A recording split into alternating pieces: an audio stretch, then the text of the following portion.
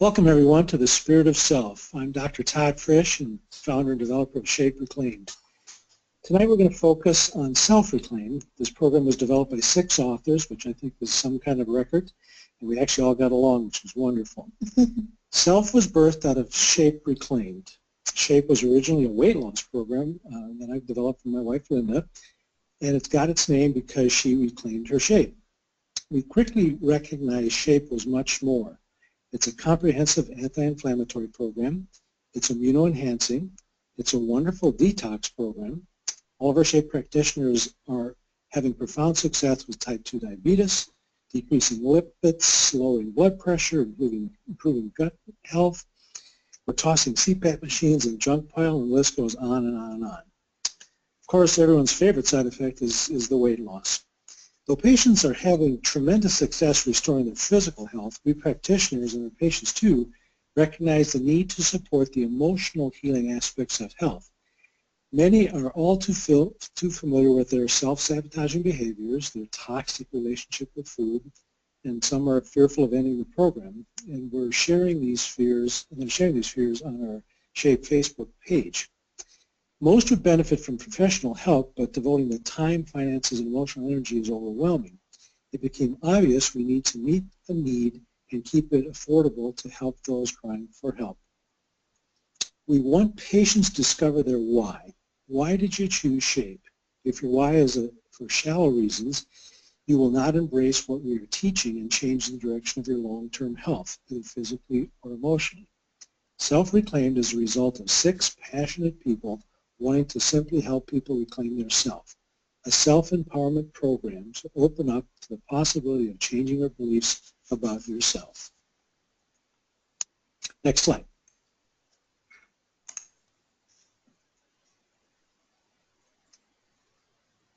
Hi, I'm Linda Frisch. 2.5 years after Shape was birthed, Todd had a 3rd dream. He had 2 preceding dreams which led to developing Shape, but unfortunately there's not enough time to share those dreams tonight. So Todd and I were in Montana attending a conference, and he had another prophetic dream. This dream was all about him writing a book. It was to be 33 chapters, each chapter titled a single word. He was to write about its profound impact on his life as a physician, along with an example of it playing out in his life. He shared the dream with me the moment he woke, and I grabbed my iPad and wrote down everything he was sharing. The majority of the words chosen for self were in this very dream. Another 2 years passed, and though Shape was healing folks like never before, we recognized the weak link to our program was the emotional support that everyone was seeking. As we put our attention to this much-needed support, we realized this was the dream unfolding. Initially, we considered only creating 33 words in a small box, words that would have a profound and impactful directive to provoke patients to dig deeper to understand the reasons why they behave in fearful, self-defeating, and self-sabotaging ways. Nicole Kimmel brilliantly proposed the packaging we ultimately chose, making it a much more comprehensive program, as well as suggesting the comparative metaphor of a caterpillar transforming into a butterfly to the transformation that needs to occur for a Shape patient to change their behavior and heal their emotional roadblocks. Unless the caterpillar spends time in its chrysalis, it will never emerge a beautiful butterfly. The same is true for us humans. Unless we dig deep and do the work necessary to heal emotionally, we will never experience wholeness. Next slide.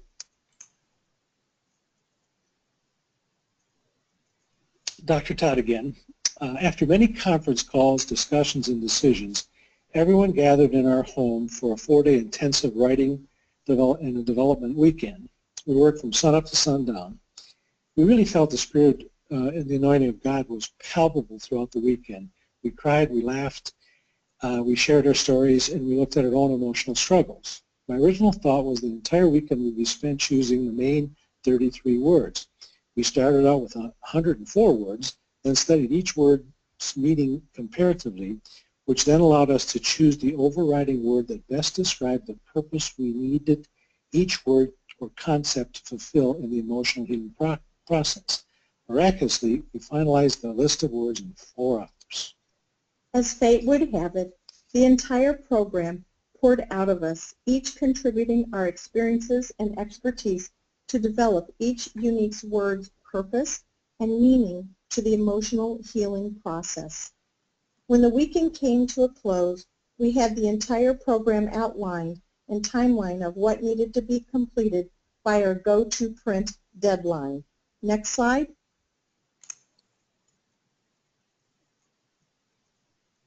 As I view that last slide we just left, I'm struck by the smiles and recall the joy that we experienced as we shared this together, and the laughter and the tears, and sometimes both, as we sensed, as our prayer is and our desire tonight, that each of you would sense the Spirit move in the same healing, restorative, hopeful way. Hi, I'm Dr. Tom Pettit, and I'm not only a SHAPE practitioner, I'm also a fellow SHAPE warrior, having utilized SHAPE ReClaimed in 2012 to regain my health while releasing the majority of 140 pounds. I've continued to incorporate both SHAPE and self-reclaimed to transform and recreate now a healthy lifestyle while continuing to keep off the unhealthy weights. Don't step on it. It makes you cry. I wonder where this little girl learned this. For many of us, stepping on a scale can be a stressful, if not distressing, and sometimes even traumatic experience. My troubling relationship with the scale began in first grade when it registered 104 pounds. The average first grader weighs a little bit less than half that. And it's hard for me to recall which was more alarming and shaming, the number itself or the reaction of the grown-ups around me. That's the first time the scale made me cry. One word that was never attached to me or my weight was normal. Husky, I developed a relationship in the Sears pants department.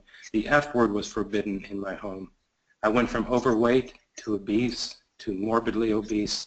And at 306 pounds, I was well on my way to super obese. And I began to wear those labels both on the outside and on the inside. And the real struggle comes when we begin to identify with those labels. I am fat then tends to define us and confine us. I was born with a compromised immune system, and my family comforted me with a mixture of love and food. I got the message. I made the connection. I followed suit. And then throughout my life have turned toward food for both comfort and love. Speaking of love, I love the first card of the 33 entitled Love. It starts with this quote, I am loved, therefore I exist.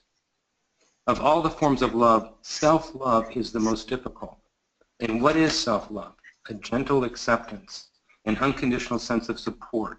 It's an abiding willingness to meet one's own needs, to allow yourself to feel and to think whatever you feel and think, and to see yourself as essentially worthy, good, valuable, belonging in the world, deserving of happiness. You are not an accident.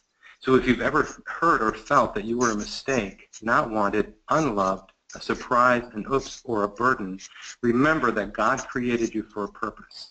If compassion and kindness toward yourself or others doesn't come easily, practicing self-love is essential. You must learn to love yourself enough to live a healthy lifestyle. Regardless of what you've come to believe, the only way you can exist is knowing that you were thought of and loved by a God who is big enough, strong enough, and complete enough to fill that unloved space. Next slide. Hi, I'm Nicole Kimmel, and the transformative power of self-reclaimed helped me understand why I never felt like I was good enough. Enough is an important word, and many times it becomes a word that hurts. If you've ever said yes to any of the following questions, self will help you transform not good enough into more than enough. Will I ever be good enough? Will I ever be smart enough? Will I ever be pretty enough? Will I ever be thin enough? At different times in my life, I've been able to answer yes to all of those questions. I felt like no matter what I did, it was never enough. But what does enough really mean? And why does enough always relate to doing and not just being?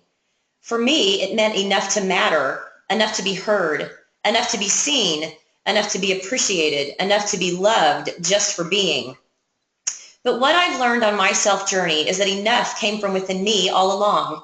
It was never about anyone or anything outside myself. I got to choose how I used the word enough, and no one else did. If someone was making me feel less than, it was their problem, not mine, because their pain is not about me. Which brings me to a very important point about other people's pain.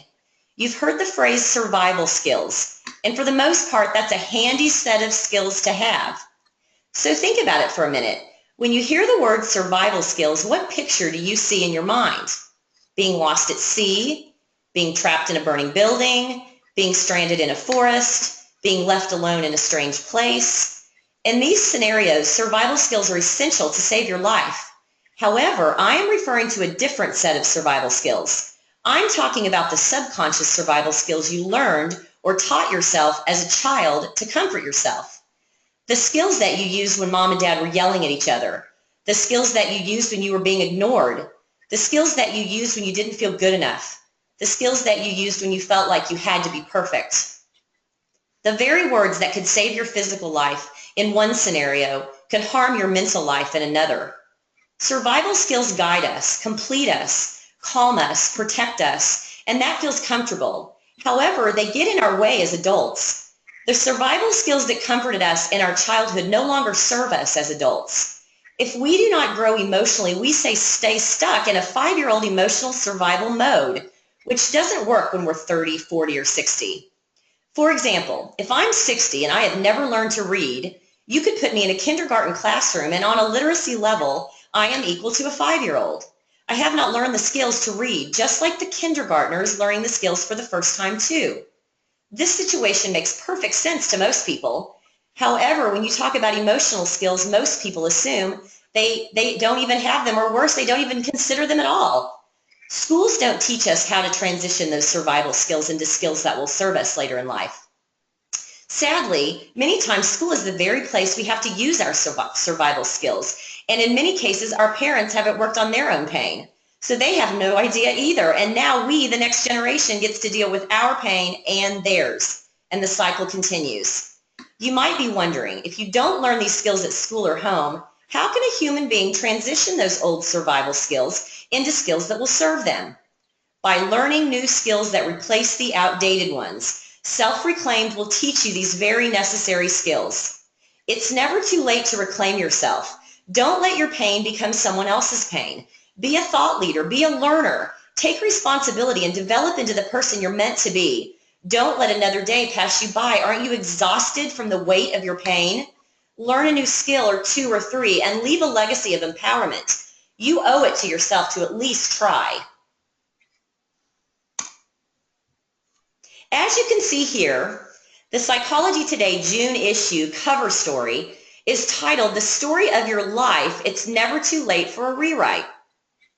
One of the exercises in Self-Reclaimed is about recognizing synchronicities. It's called faith. In the Chrysalis Journal, you're guided to keep track of messages that appear all around you every day that are so much more than coincidences. Well, when I got this magazine 2 days ago, right before this webinar, I thought it was quite synchronistic. So everything I share from this point forward came from that article. University of Virginia social psychologist Tim Wilson conducted landmark research in rapid positive reframing. He devised what he calls story editing and story prompting techniques, which have been shown to produce surprisingly effective changes in perspective and behavior. Life stories do not simply reflect personality, they are personality, according to psychologist Dan McAdams of Northwestern University.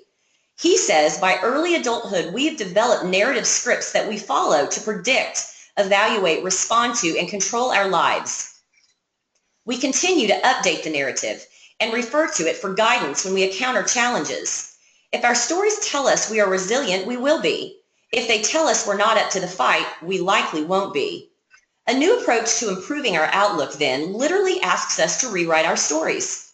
A growing body of research finds that on paper or out loud, reviewing setbacks with the fresh eyes of distance can help people come to terms with who they've been, better envision who they want to be, and find a way to make a course correction. Reframing helps people see events as opportunities or waypoints instead of the end of the road.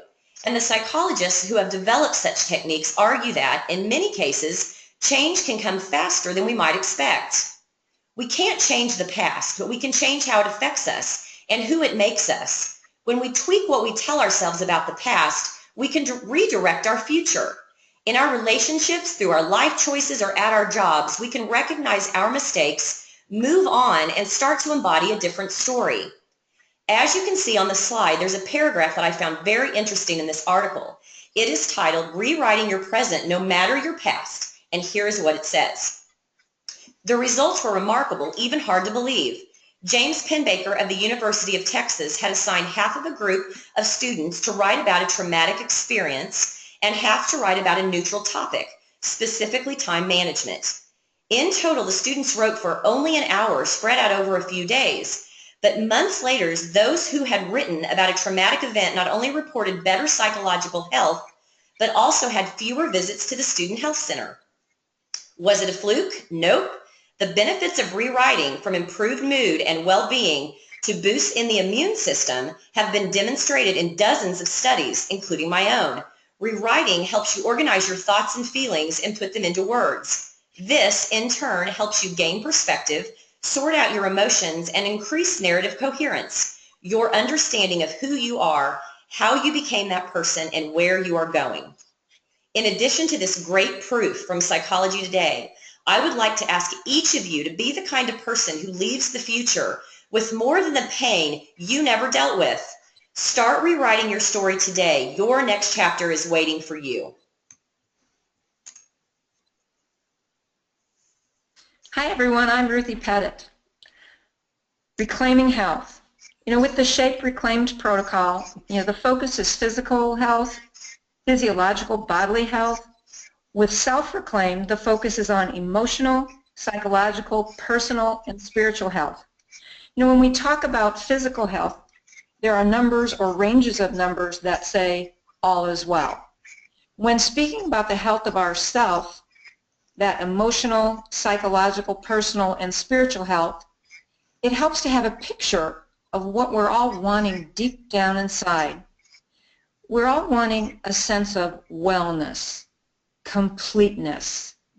In thinking about this, it helps to ask the question, what would that look like, even in general terms? We deeply desire wellness of mind and spirit, a sense of wholeness, homeostasis, a calmness, if you will, of heart, mind, and environment, a harmony. We're all familiar with cravings physically, and we're all familiar with cravings personally. Imagine having all your cravings be wholesome, and in addition, the cravings of others also being wholesome. Imagine wanting good for others and oneself, and that truly being the case, and the deep desire, and that those desires are satisfied at all time. Reflecting on what we truly want in the world around us and those around us is valuable. I like to put it this way. I like to be able at all times to mean what I say, to say what I mean, and no longer be mean when I say it.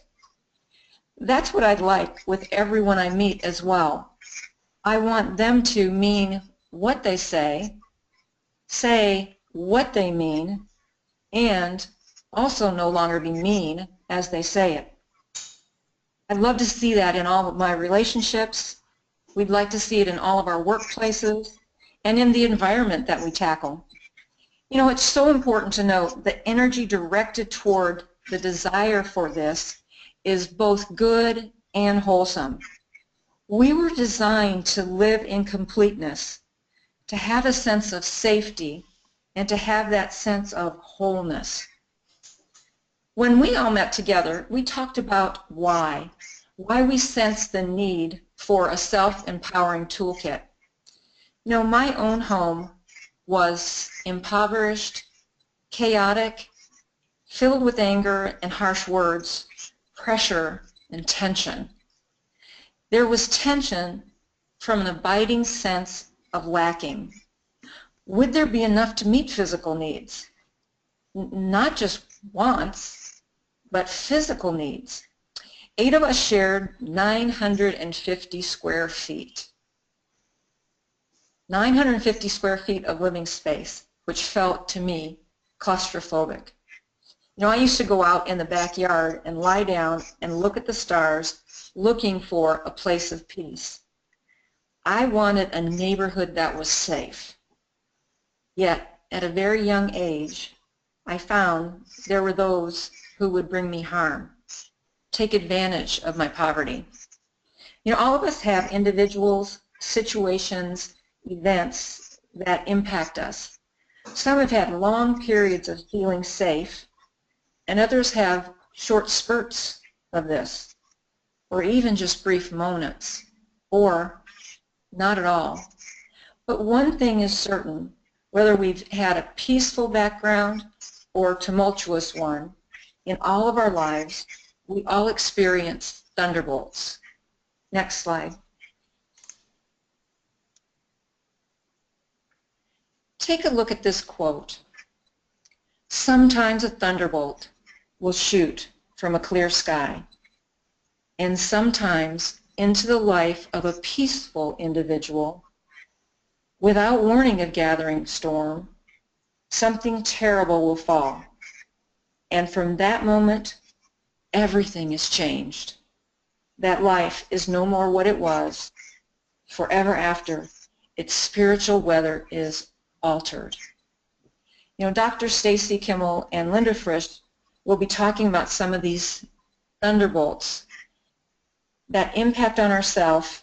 It often puts us in a desperate search for that fullness and that completeness, or gives us a determined effort to keep the pain of life away from us. Next slide. Hello, I'm Dr. Stacy Kimmel, a successful survivor of a very chaotic childhood environment. Far more often than should be, chaotic childhood climates contribute to many people feeling as if they're lodged in a place from which they simply can't recover. Other times, the grown-up version of these children who have lived in these damaging environments can't properly access the feelings, emotions, or tools to realize that their past childhood experiences are ultimately destroying the chance of them ever feeling whole and fulfilled. Looking at the graphic, you can see that 1 in 10 children experience a parent or other adult very often swear, insult, and put them down. This is a statistic that resonates with me. The other troubling finding is that over 25% of children have a parent often, or even worse, very often, push, grab, slap, or throw something, or were hit, leaving marks or creating injury. I was one of those statistics. I have felt the shame and embarrassment of a school counselor quizzing me as to why I had a bruised ear, a leftover from the night before, from a belt buckle, why I seemed to be having trouble taking a seat in his office from a bruised back and legs from that same beating. Yet another chaotic experience provided to me by an alcoholic stepfather. These experiences leave indelible marks beyond bruises and scrapes that heal. They leave deep wounds that can hold back our innate spirit, our happiness, and hold back our lives. There are many metrics that attempt to measure the effects of such abuse. One of the best and simplest is the Adverse Childhood Experience Study Test, or ACE for short. This quiz uses 10 short questions to peer into your likelihood of damage. The higher the score an individual obtains, the more likely he or she will be a drug, alcohol, or even food addict, an abuser of some sort, a very unhappy person. When my wife Nicole administered this quiz to me, I, for a length of time, was her record holder. I had scored 8 out of 10, a studied guarantee for unhappiness, an abuse-driven sentence of a life of potential horror. I'm so happy to report that this was not the end of my story.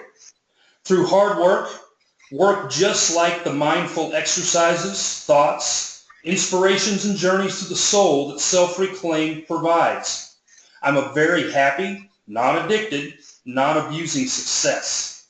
Success is defined by the love of my wife, the love of my children, of friends, family, and of all of my valued patients. Best of all, my ultimate success is a true measure of the love of myself. That kind of compassionate love deserves work. It will be and should be your most important work.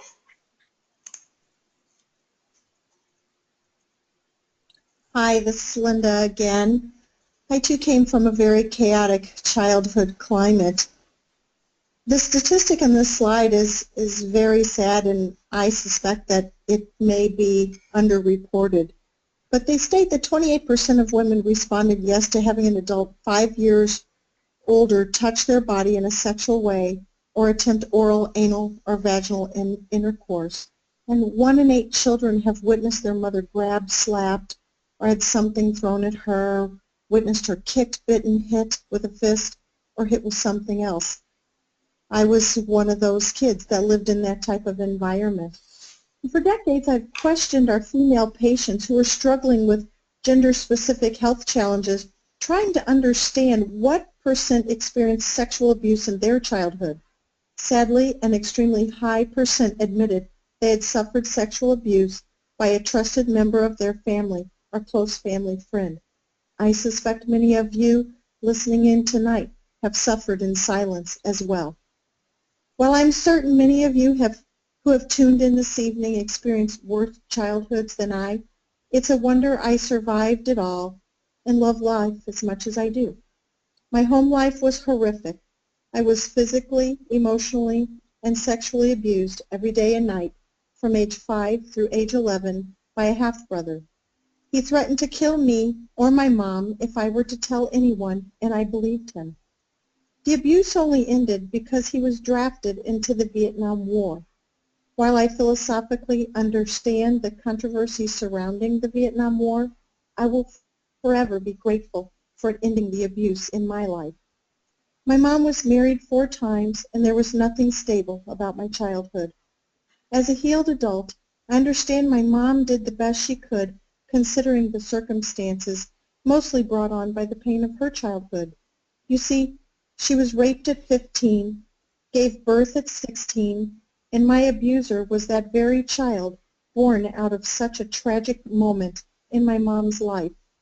While she worked 3 jobs to support my siblings and me, she had nothing to give us emotionally, and I was completely neglected and left to raise myself. I left home at 18 to make it on my own. I suffered with female problems from age 9. A total hysterectomy was advised at age 20, but I refused to sign the consent forms, believing God would bless me with children of my own, and He did.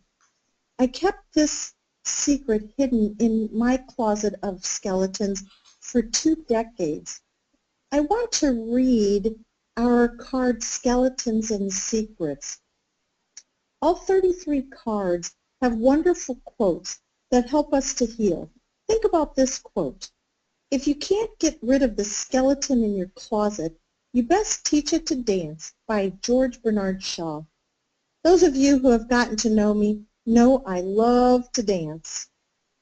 So let me read from Skeletons and Secrets. Skeletons and secrets are very shameful, scary realities that we would rather keep hidden. We fear being found out. Our hidden lives may contain scandalous skeletons placed there by ourselves or by others. Our hearts may hold embarrassing secrets created by us or imposed upon us. We fearfully make attempts to appear in a different light or to cover over or cover up, to keep our skeletons and secrets from coming to the light. These attempts may work for a time, but often they come at the price of our health. To numb the realities and gnawing feelings we don't want to face, we use activities, food, frenzy, and substances, or physical and personal cover-ups to convince ourselves that we are safe and in control. These private rattlings often manifest in emotional eating or cause physical symptoms such as digestive issues, anxiety, sleeplessness, to name a few. Or we may experience problems with motivation. The energy we expend to keep our secrets and skeletons safe robs us and others of potential connections and freedom. Opening the door to a trusted friend brings personal, emotional, spiritual release. When we choose to walk in the light without secrets, we shine healing light into others' darknesses too. Nothing is more healing than living in the light. We must bring everything out of the shadows and darkness into the light in order for healing to begin. Thankfully, I never turned to alcohol, drugs, or an eating disorder to deal with the emotional pain. I turned to God. Those who know my whole story are amazed that I was able to rise above all my horrific past. But you know what? It made me who I am today, strong and confident, and someone who believes we are the chauffeur in our journey of life. While all of us may have suffered circumstances out of our control in our past, we get to choose our future. Though I wish I never had to suffer and endure such evil, I understood it was evil, and I was bound and evil was not going to win and rule over the rest of my life. Life is about choices, and I chose to face the demons of my past so that I could enjoy a happy, healed, and whole future. I'm thankful I healed and believe what Satan used for harm, God turned around for good, and I've been able to speak into the lives of hundreds of other women to help them overcome similar pasts. We can absolutely be victorious, not victims. Everyone has a story. Just because our story starts a certain way doesn't mean it has to end that way. We can rewrite our story and reclaim our life. Next slide.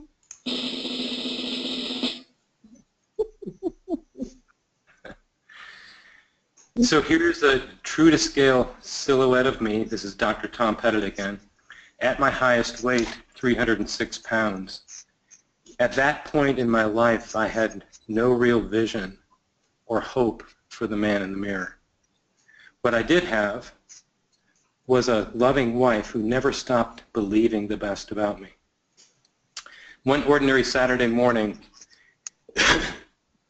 she said to me, to the man looking in the mirror, "Another book you'll write someday is how I lost over 100 pounds and kept it off." Not that I had written any book at that point or since. What I did do was something I had never done before in my life. I walked straight into my study, grabbed a fresh journal, and penned Ruthie's words as the title of this new journal, How I Lost Over 100 Pounds and Kept It Off. And under that, I wrote, now that's a title written by faith if there ever was one.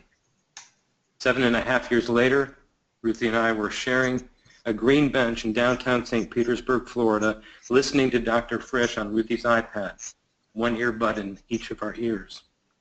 Another 2.5 years, and there I was, sitting with Ruthie and the Kimmels in Dr. Todd and Linda's house, 140 pounds lighter, co-authoring Self-Reclaimed to continue to help ourselves and others like us. Who knew? As Dr. Todd is oft and apt to say, I didn't see any of that coming. Some thoughts from the visualization card. Visualizing oneself differently actually changes pathways in the brain. Mindset and intention are the most important ingredients for change. Visualization is the practice of imagining, envisioning, and intending a desired end or outcome in full view of one's current condition, state, and limitations. Envisioning yourself as you will be exercises your capacity to see and move toward things as they can be, regardless of things as they currently are or even were. Saying, I see myself healthy, enjoying life at a certain goal is a faith-filled look into the future. It's envisioning things as they really are and one day will be, not merely as they seem. Next slide. Loss is gain. Gain is loss. As we shed or release weight on the outside, our outside begins to change, to shrink, especially our shape, especially on shape. And as we reduce inflammation, improve metabolism, enhance immune system, we look and we feel better. Socially, we hear and experience things we haven't heard or encountered in a long time, if ever. I've actually had people tell me, you strike me as someone who's been thin, healthy, and fit all your life.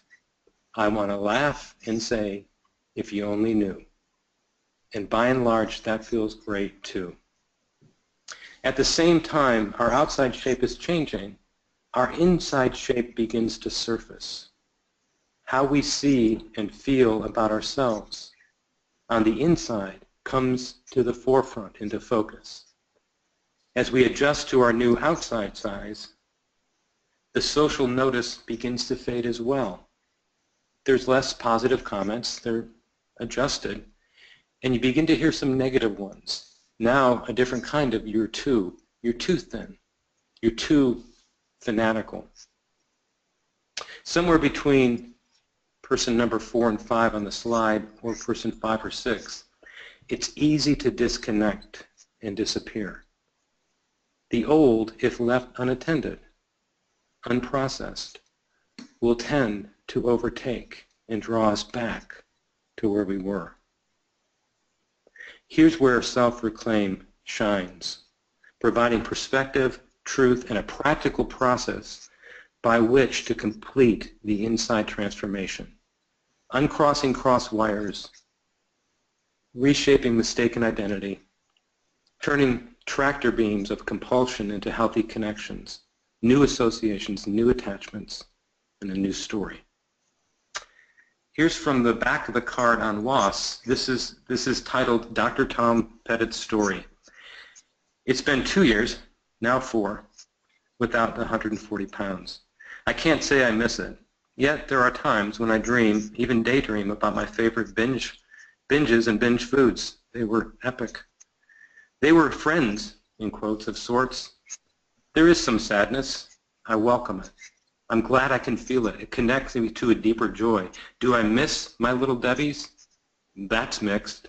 Bottom line, I really don't miss them. They were not good friends. They betrayed me, robbed me of my health, joy, and freedom. It's the controllable comfort, warmth, quote-unquote fullness, to feel quote-unquote loved that I miss, but not really. In truth, those were counterfeits. I was substituting for true fullness, capital F. I'm choosing healthy friends. I don't like the word loss. If I focus on what I've lost, I will try to find it or get it back. I like the word shed better, stepping out of something. I began by feeling loss, which gave way to a sense of shedding, resulting in this experience of release. I like release the best. A letting go, as in, I no longer need your services, so goodbye, my lifelong quote-unquote friends. Lifelong weights of the rip-off effect I don't miss. Feeling fat, a failure, worthless, unlovable. Those quote-unquote friends were lying to me all along. None of that was true. My value has nothing to do with what I weigh or what or how I eat. I gladly release those unwanted weights and continue reclaiming and experiencing the release of the real me. I rewrote my story, and I am proudly a co-author of Self-Reclaimed. Next slide. Sometimes I still experience myself as the man in the mirror. When I overeat, eat unhealthily, gain back some weight, I feel like the man in the mirror. Reality is still integrating, even in my dreams. Sometimes I still dream I've gained all my weight back, only to wake up finding that's not the case. Ruthie helps me to see him, the man in the mirror, differently. She says of the man in the mirror, you know what? You never gave up. So she says to me, you continued to exert strength, courage, and perseverance in the face of nearly insurmountable odds. Not just to lose weight and keep it off, but to fight to be yourself, to live as the man that I am, the man I was created to be, the man who is truly free. Now I see the man in the mirror differently. I actually see him as that courageous, persevering, ingenious man, one of my heroes. Next slide. So, I say thank you. God. Thank you, Ruthie. Thank you, me. Thank you, family and friends. Todd and Linda, Stacy and Nicole. Now from the card entitled Joy. Transformation, metamorphosis, self-reclaimed, joy, happiness, fun, play, humor, essential ingredients for sustaining change. You're about recreation and recreation. You get to uncover, discover, identify, cultivate, and create new forms of fun, play, and lasting joy. Exchanging quote-unquote handfuls of quote-unquote friends for a handful of new friends. Deep happiness grows while creating this new life and recreating a new in it. Enjoying yourself by laughing at and through the past and present slips, trips, dips, and chips is part of the fun of change. Being able to laugh at oneself is one of the best gifts we can give to ourselves and others. Laughing until you cry is healthy for your heart, brain, and relationships. Crying until you laugh builds a pathway to joy. Rewriting, telling, making light of your story through tears and laughter infuses health. Find joy in the unalterable truth that you are loved and delighted in at all times. You're given ever-present opportunities and ability to love regardless of your circumstance, emotion, choices, or outcomes.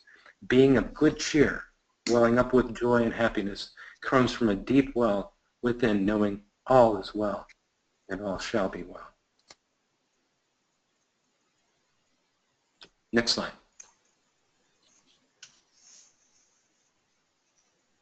Hi, Ruthie again. You know, life can be overwhelming, bringing seemingly insurmountable difficulties in relationships and circumstances. And the graphic on this page has a tsunami taking over this little person in the corner, head down, shoulders slumped. You know, the graphic on this page illustrates how we can feel daily, or even moment by moment, or in today's world, text by text. These last 2 weeks have brought me emails, texts with extremely heart-wrenching messages from 3 sets of dear friends. Yesterday I celebrated an important day and connected with some family members and had 2 very difficult conversations about struggles that were happening within their family. You know, waiting for results from tests, hearing about difficult relationships, you know, had me feeling like the person in this graphic. For all of us, reading emails, texts, receiving calls and voicemail, social media posts, and face-to-face encounters can be troubling. And even more significant is how they can trigger what I call blasts from the past, a feeling of an internal tsunami, a flood of emotions, a wave of panic, or a flare of anger. You know, when that happens, learning the art of self-reflection and making sense of life, past, present, is invaluable for one's future story. You know, recent studies in Scientific American showed that those who actually write notes, reflect, and journal retain more material than those who have just typing out on a laptop. You know, another one of my favorite studies documents that those who make sense of their lives through reflective writing with just a sentence or two, like that Psychology Today article mentioned, actually lose weight without making a change in their diet. How does this work? Well, we have 2 sides to our brain. You know, one that takes in all the sights, the sounds, the smells, and the emotions of life, housing those emotional memories, that right hemisphere or emotional brain. The left side is the one that figures things out, tells the story. It's the side that's logical, literal, and literary. It's the side that tells you when you're having a panic attack, you shouldn't feel this way, or you should know better than this. When the emotional brain is flooding with panic, distress, and going into the fight, flight, or freeze mode. Well, this slide is an example of how an exercise can be used to get that left brain working and the right brain a little more tamed. I do this with some of my clients, and I'll have them, after they've spent some time with me, kind of write out a 1 to 8. And what's really interesting, they look at the list, and I give it to them, and then I'm expecting them to go 1, 2, 3, 4, 5, 6, 7, 8. The most difficult one, challenging, is the number 1 to the least challenging. And what more often than not I get is 4 1s, and then there's a 7 or an 8. And what's interesting is the ones that show up as the number 1 ranking are the difficulty with their familiar family ways, their funk and their fears, and the social challenges, as well as the forces opposing their positive change, their personal culture.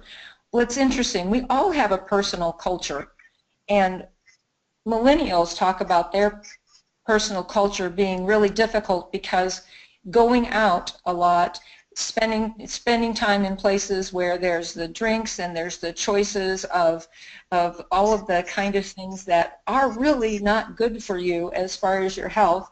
But if they don't participate, then they lose their connection with their friends.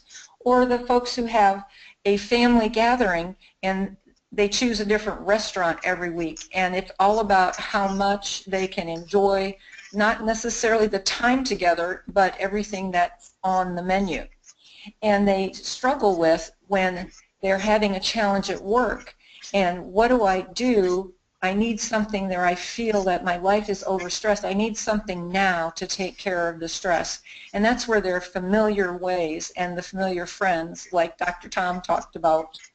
And when this happens, those social challenges, the stress and the struggle with their background and the swaying emotions, it's really helpful to have something like self-reclaimed to work through those things, not when you're in the midst of it, but kind of on the side, a sentence or two here and there. One of my clients who was telling me about a struggle she has as she has to travel for business, she says, you know, I know all the right things to do. She said, but I am just overwhelmed with myself. And I get into reaction patterns and depressive patterns, and something just sets me off, and I feel like I lose the ability to respond the way I should. I kind of like flip my lid. And she told me as we were working together that she started to begin writing about some of her challenges just a little bit at a time. And then what she noticed as she did that is she realized that every one that she was identifying was she was doing things and put a pressure on herself to please everybody else. Everything she was doing was to try to please someone outside of herself. Well, as she did this self-reclaimed reflection, it enabled her to connect with her true self, and she said the grip of the struggle actually lessened, and she began to have a healing process. Well, one of the 33 words is healing. The card on healing says this: the word heal comes from the word whole. It's possible to move through brokenness to wholeness. But for true healing to happen, the root cause of the problem must be found and addressed. All parts of ourselves, whether physical, emotional, or spiritual, should be intertwined. And when one part of us is unhealthy, then all other parts are affected or suffer. Do you have trouble saying no to others' demands because you fear their judgment or rejection of you? Are you living with resentment for something that happened to you in your past? Do you suffer from unrelenting anxiety or depression? Are you trapped in addiction? Have you stifled a dream for fear you might fail? Denial, avoidance, self-numbing, and judging others are strategies people use to try to protect themselves from their fear of facing emotional dis-ease. Being honest and forthright about your pain and taking steps to find the root causes so you can address them is your first step on the journey toward healing. Working through your emotional and soul issues can help to deepen your life and bring you more clarity and vitality. And on the card, on the sidebar, a quote, "Healing doesn't mean the damage never existed. It means the damage no longer controls our lives." Next slide.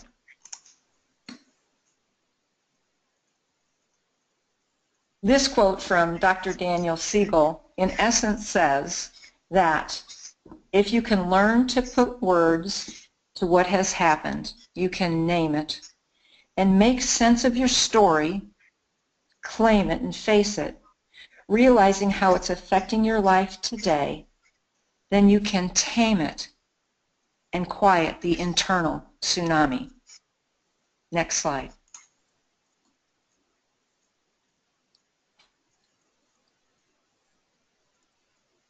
Hi, this is Linda again.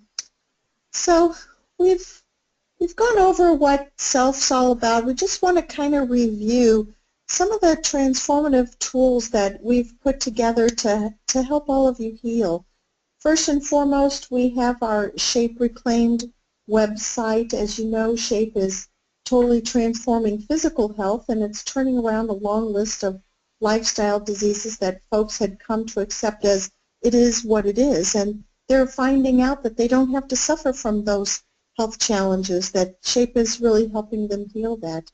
And what you're learning tonight, that Self-Reclaimed is a self-empowerment toolkit. It's created as a way to help folks who are sharing their fears of self-sabotaging behavior and couldn't afford to seek professional help. So we wanted to offer a program that helps you work at your own pace in your own space. We have two most excellent websites for you, shapereclaim.com, that you're all familiar with. I don't think many of you have spent the time in selfreclaim.com, and we're just going to ask you to go out there and study that website as well, because there's just a wealth of information out there that's going to help you. We're also sharing a picture right here of, if you haven't seen Self-Reclaimed, the program itself, this is a picture of what the program itself looks like. I just want to tell you a little bit about it.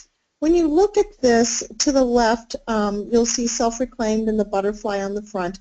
That's the front of the program. And then it's opened up to the spread. And then you'll see transformational journals, and you can see some chrysalis cards. Those are our word cards and our change challenge cards. So each element of the Self-Reclaimed Toolkit was intentionally chosen to provide an invaluable experience through the utilization of 3 successful therapies: positive psychology, cognitive behavior therapy, and bibliotherapy. Each strategy helps initiate transformation by changing limiting beliefs into limitless beliefs. It will help you rewrite your story and reclaim your life. Self-Reclaimed is a therapist in a box, basically. It's more than a book. It includes tangible tools for change. In the drawer at the back of the book, you'll find all the tools. We've got them all spread out here for you to see, but they come in a little pocket on the inside. And they provide a deep exploration of the word, including real-life experience and application. The 3 transformation journals will enable you to learn new skills for change throughout guided exercises, and they'll help you document your beliefs as you go. The Caterpillar Journal helps you identify your limiting beliefs. This is where you write down your struggles and your trials, things that you're having a hard time overcoming. Some of these beliefs may come to you quickly, whereas others may slowly appear as you work through the chrysalis journal. The chrysalis journal is where the work is done. We have exercises called flutter exercises, and they will guide you on a path to learn more about yourself. As you become more and more enlightened, and new limitless beliefs will begin to emerge, taking the place of those limiting beliefs that have been holding you back. You document these new beliefs in the butterfly journal. That is used to just, you'll be writing down now these new beliefs that you have discovered about yourself. So the objective is to consciously recognize the beliefs that have been holding you down to the ground and replace them with beliefs that give you wings to fly. Now inside the book you can see there are some pockets. You can see joy on the page up there. That's a little pocket, and on the outside of the pocket are different books that we're recommending. If you're having a hard time rekindling joy in your life, we recommend some books that might help you. The Change Challenge cards are to help you develop new habits and replace some of those toxic old habits that you have. You're going to learn more about all of the program when you go to our website and you watch the video there. And we have a document that I've been reading from. I've paraphrased it mostly, but that's out there too to help you learn about the program. And I think Nicole said if we look to the right of the screen, we were going to have this document out there, but I'm not seeing it. But if you go on the website, you'll definitely be able to find this document that helps you understand how to use the program. Let's see. I'll just go from there. And then next slide. Let's go to the next slide.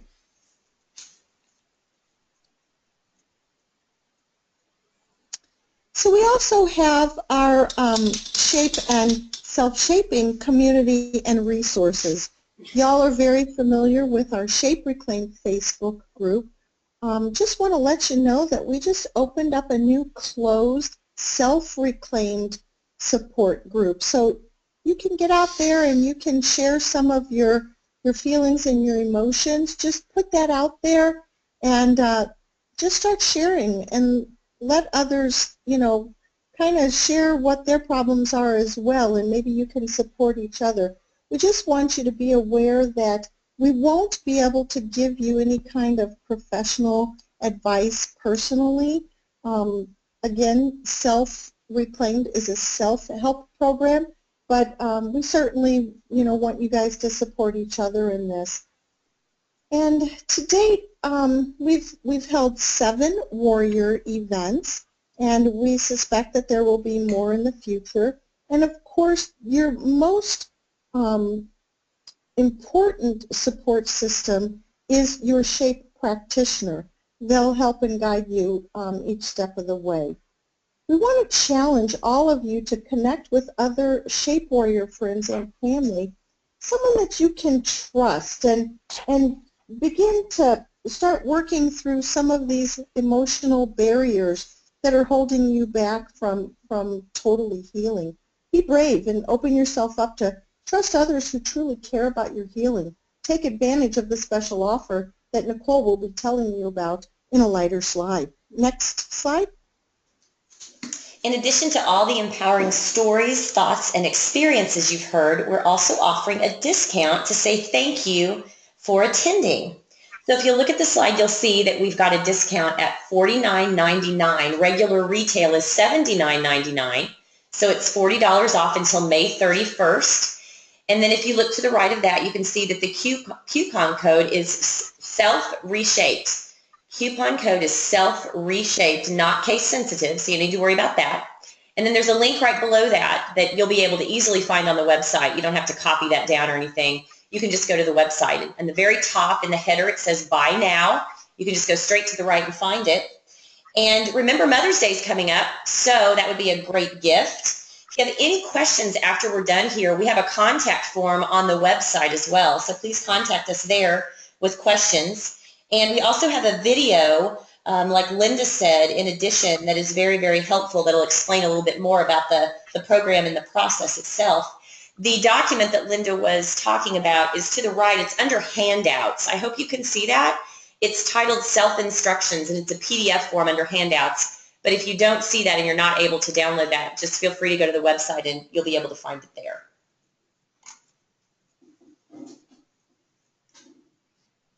So Dr. Todd again. So by now it should be obvious that I have kind of a love affair with words. And my final 4 words are in front of you, so let's have a little chat about them.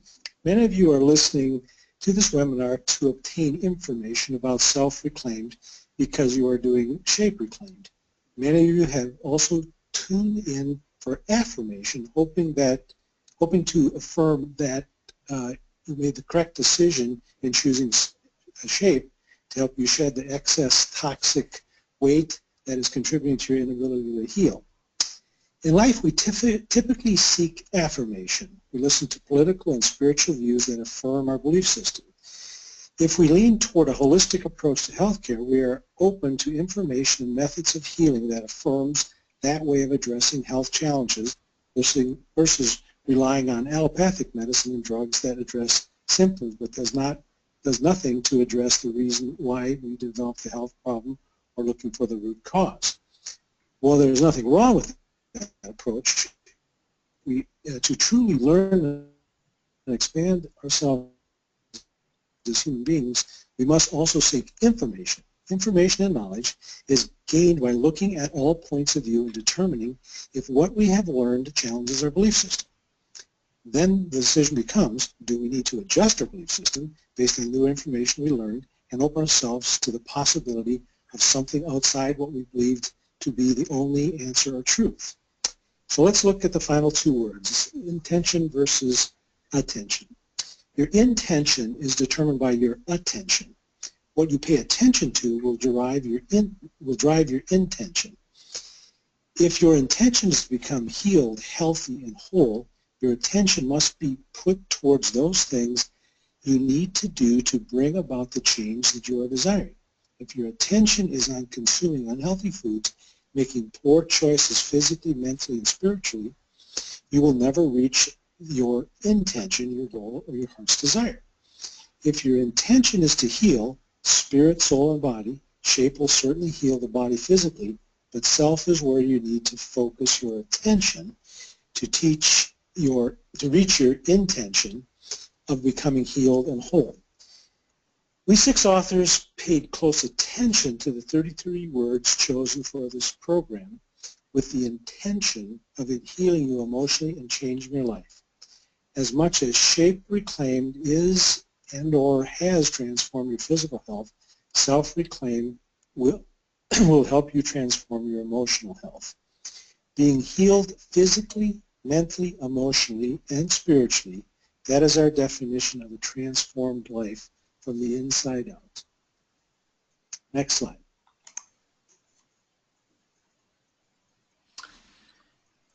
It's been said, time heals all wounds.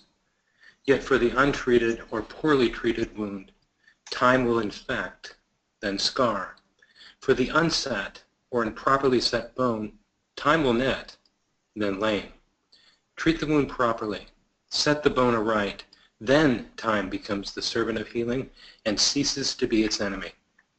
As it is with the body, so it is with the soul, the interaction, the conversation, and the relationship. Self-Reclaimed is a powerful tool helping us to join the Spirit of God and one another to treat wounds properly and set bones aright. Next slide.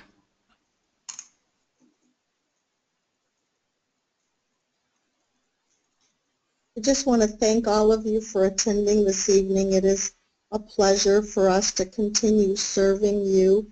Our goal is just for each and every one of you to heal from the inside out. And we hope that this webinar this evening has been something that will make a powerful difference and that you'll find somebody that you trust, that you can partner with and start working at a deeper level on those emotional wounds. So from Dr. Todd and Linda and our great dog Stanley, we wish you a good night and hope you reclaim yourself. Thanks, everybody. Good night, everybody. Bye. Good night, everybody. Thank For you. attending.